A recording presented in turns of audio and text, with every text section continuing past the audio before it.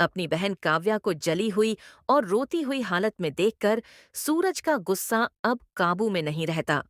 गुस्से में वह एक पल की भी देरी नहीं करता और सीधे गुलाब हवेली पहुंच जाता है, इस बार गुलाब सिंह से हिसाब बराबर करने के इरादे से। लेकिन दोस्तों, गुलाब सिंह पहले से ही चाल चल चुका होता है।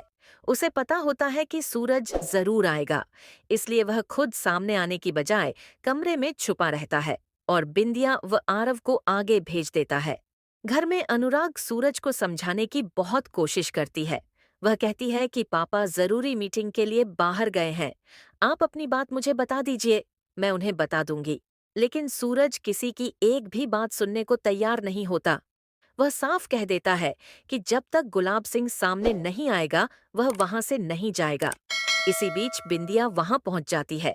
सूरज की बातों से उसे समझ आ जाता है कि अब मामला हाथ से निकल रहा है। तभी वह एक बड़ा झूठ बोल देती है।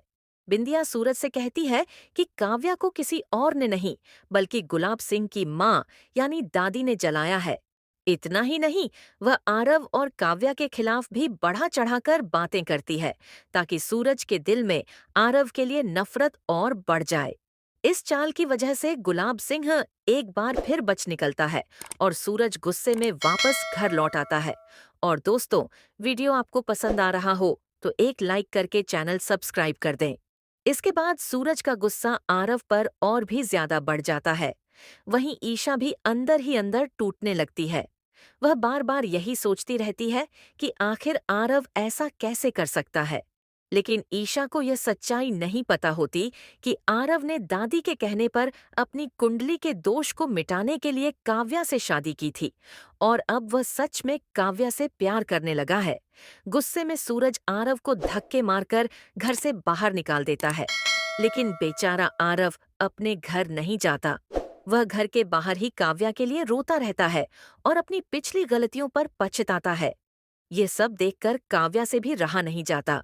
वह ईशा से कहती है कि भले ही आरव ने पहले दादी की बातों में आकर उससे शादी की और बाद में उसे छोड़ दिया, लेकिन अब आरव को अपनी गलतियों का एहसास हो चुका है और वह आज भी उससे सच्चा प्यार करता है।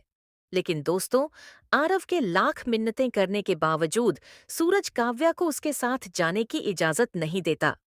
आखिरकार ईशा आरव को अपने घर में रहने की अनुमति दे देती है, लेकिन साफ शब्दों में कह देती है कि इस घर में उसे न तो प्यार मिलेगा और न ही इज्जत। सूरज का गुस्सा अभी भी शांत नहीं होता। वह एक बार फिर आरव पर लाठी उठाने वाला होता है। तभी काव्या खुद अपने भैया सूरज के सामने हाथ जोड़ लेती है। वह रोते हुए कहती है कि अब आपको हमारे पति पत्नी के रिश्ते के बीच आने का कोई हक नहीं है। पहले भले ही आरव मुझसे प्यार नहीं करते थे, लेकिन अब वह सच में मुझसे प्यार करते हैं। दोस्तों, अब देखना यह होगा कि क्या सूरज काव्या की बात समझ पाएगा या फिर यह लड़ाई और भी बड़ा रूप लेने वाली है।